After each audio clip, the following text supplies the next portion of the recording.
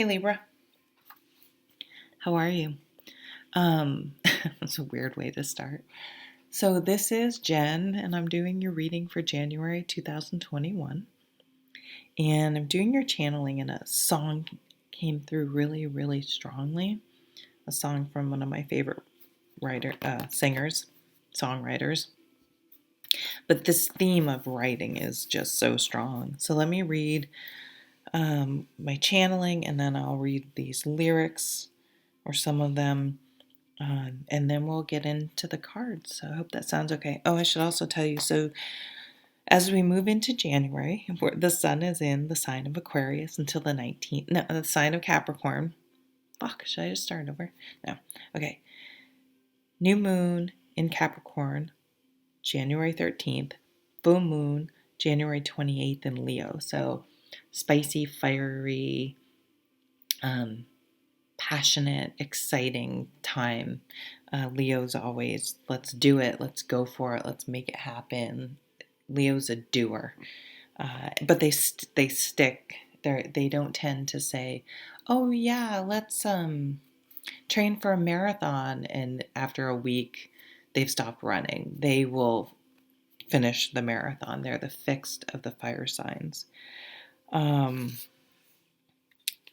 and I think I said on the 19th the sun moves into this into Aquarius, the constellation of Aquarius.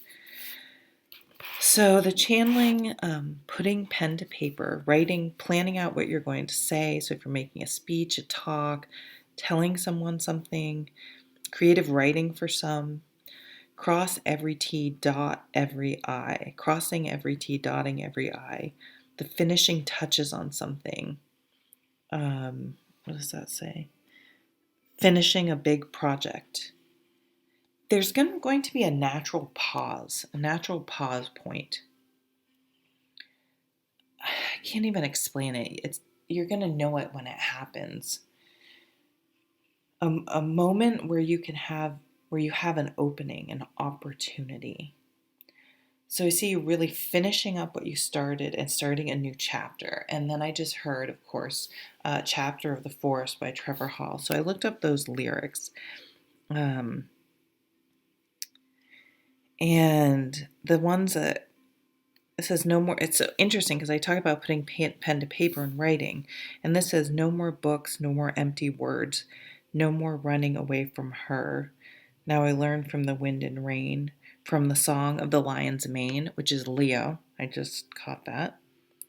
As it tosses the sun and moon, I sit back and behold that tomb of glory upon her name. So I would suggest looking that up. That's the chorus.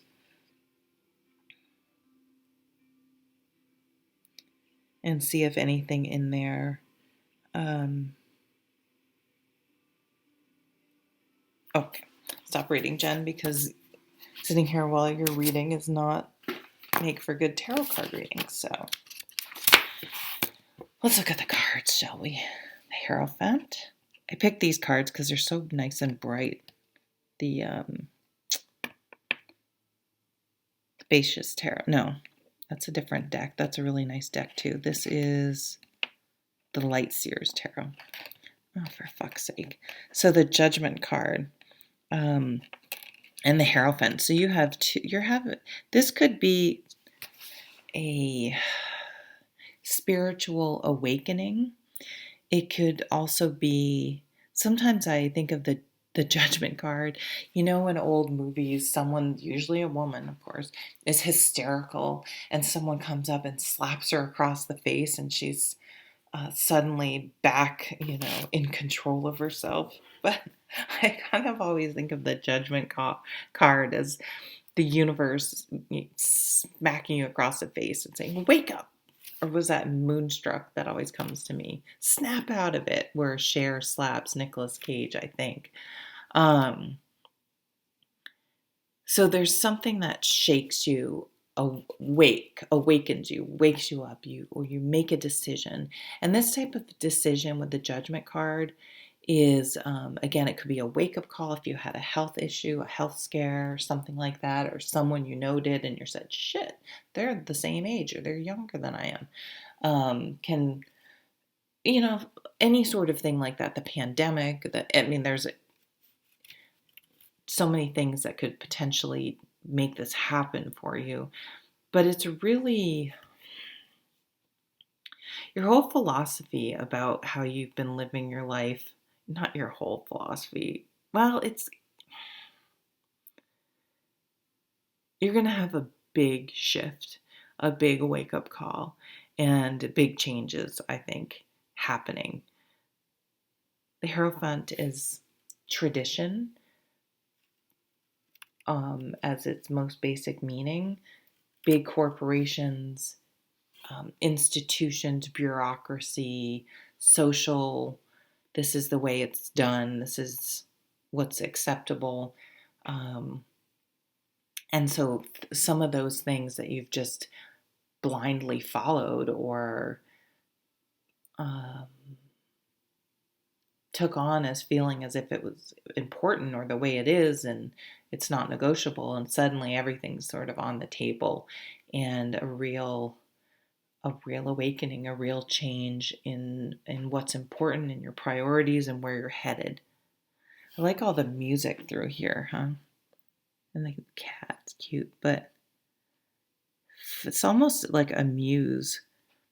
But I don't see this card as being led down a false path in any way. And look at this ascension. That's pretty beautiful. But both traveling, moving somewhere. You could move somewhere where you have to walk upstairs. It's so weird. So you may, have to walk up a couple flights, or this could be somewhere where you can be outside and hike. I mean, I know this is metaphorical, but for some reason, staircases play into it. I don't know. But I'm really taken by this music in the Judgment card. There's a butterfly for transformation. And you can't really see where this path is going. You can see where this one is. So this is the traditional path, or staying tried and true, not veering, just going along. This path is much more unknown. There's no, she's moving. He's just standing there and going within. She's really going off in a new direction, and she doesn't know where it ends. And that's part of the excitement, but also part of the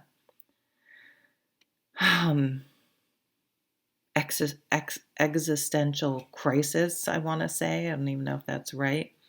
But damn, I've been on the wrong path this whole time. Or it's time to take a new path. Life is too short. Knight of Wands. Okay, well. The moon. So the Knight of Wands is the honeymoon period energy. It's the I want to eat, drink, sleep, consume, just bathe in this new thing, this person, this sounded weird. Right? The honeymoon period. You can't get enough. You may have neglected other responsibilities. You know how it goes. But it's not sustainable, and that's okay. It's that beginning, and the mature wands cards, that's the thing with wands, it can burn out. You get a big burst of fire, but then it burns out. The mature wand cards they can't maintain it and know it's not worth trying to maintain at this level. And look at the horse. Because it's too much. It's an overcorrection, or it's just not. Maturity brings the perspective that it's not possible to have the honeymoon period constantly.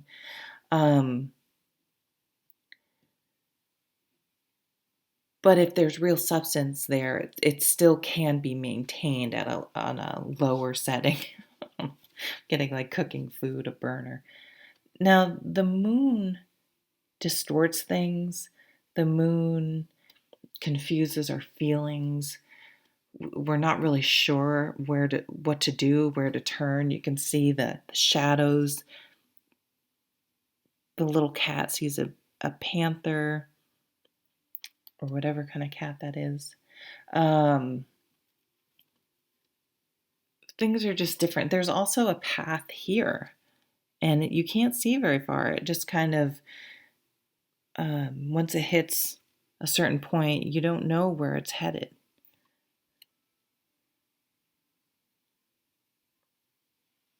Being outside, walking in the moonlight.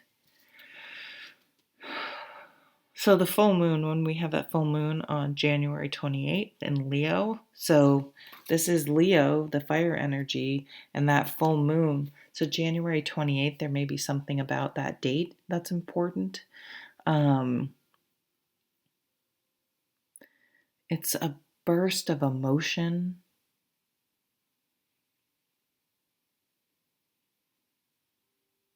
That witch is just flying off. Something about the witch taking off. So someone may just be like, I'm fucking out of here. A job, a relationship, a place where they live. Like, I don't want to live here anymore. And just taking off. Things could be taking off in a positive way. These all can be positive or negative. I mean, it just depends. Feelings could even be deepening here, or a relationship has changed and you're in the honeymoon period. The world. So she has a very surrendering body language. Good fucking Lord. What's the word for talking and communicating? Language. Clearly I don't have that. She's she's throwing her arms out. It's a little bit the way the judgment card looks in other decks, and looking up, just like, I surrender, I give up. I'm going to be vulnerable. I'm going to open my heart. I'm going to this is completing a big cycle. The world really is neither good nor bad. It's yeah, completing a phase in life, a cycle, a project. When you graduate from school, you're done school. It's not good or bad. I mean, it's good. It could be sad to leave it, but it's good. It's a milestone. There could be something about waiting for some sort of timing, some sort of milestone. What's the other card? Three of Wands. Where do I want to go? Taking the high road is also something that just popped in. But he gets a high perspective in this Three of Wands. It's a little bit like a mini chariot card to me. So where have I been? Where am I now? Where am I going? If things were always the way they were right now, like sometimes we resign, this came up for Sag, resign ourselves to, this is just how it's going to be. I'm just always going to feel this way. I'm just always going to whatever. And we sort of let our pilot light go out in a few places, or let things, let dreams, ambitions, sometimes, yeah, we sort of stop living and we don't even really realize we've done it. And so this is waking up from that, and living our lives, and letting our sort of spirituality and just a philosophy of, I need to enjoy things, I want to be happy, we never know how long we got. And that sounds, we got, wow, we have, and that can sound sort of gloom, but it's not. It's a very positive, what am I waiting for? Um, Releasing from fear. The Tower. Six of Pentacles. So the Tower, the Tower, I've learned to love the Tower and embrace the Tower. The Tower is not always easy. Sometimes it looks like you're blowing your life up, but so the way people like to explain it is maybe you lose your job. You fucking hated that job. It was sucking the soul out of you. You were miserable. On some level, did you really want that job? And then the universe is like, well, this motherfucker's never going to get a different job. And I'm sick of listening to her bitch about it. So there goes the job she hates. That sounds vindictive, but think of an earthquake. When an earthquake shakes, the things built on a really strong foundation that are really solid and sustainable can weather the storm. But the things that are not that solid will crumble and facades will fall away, and you see what's really standing, what's able to go the long run. It's also a breakdown leading to a breakthrough. So it's sort of a card to welcome, because everything up to that point, or some things, not everything, up to that point, were just on borrowed time. You're spinning your wheels, and it was holding you back. And this comes along and clears the way. The Six of Pentacles is give and take, support. Not one person's always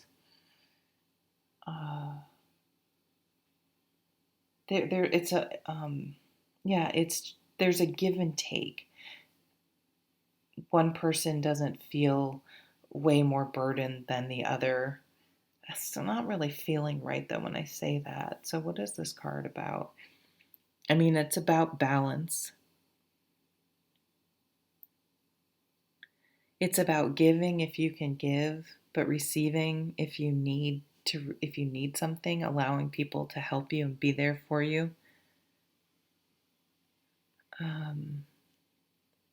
Distribution of money, getting some money, a windfall. Figuring out what's fair. But it's really a card of balance above the Tower. So the Tower knocks everything off balance and sees what's strong enough to maintain during the earthquake. The Seven of Pentacles brings back Six of Pentacles. It's interesting. I said seven. I don't know if seven has some meaning. Six of Pentacles balances things back out again. There's often a lot of creativity and positive new beginnings and enlightenment and aha moments in the Tower. So, Okay. And let's see what majors you have: the Hierophant, Judgment, the World, the Moon, and the Tower. Wow. It's a wake-up call. I mean, these are definitely your life will shift quite a bit because of this. Okay, Libra. Thanks for watching. Remember, we have this nice Leo energy coming in, and he's smiling and laughing, and she's dancing to her own tune, and things are going to balance out. Okay? Take care. Bye.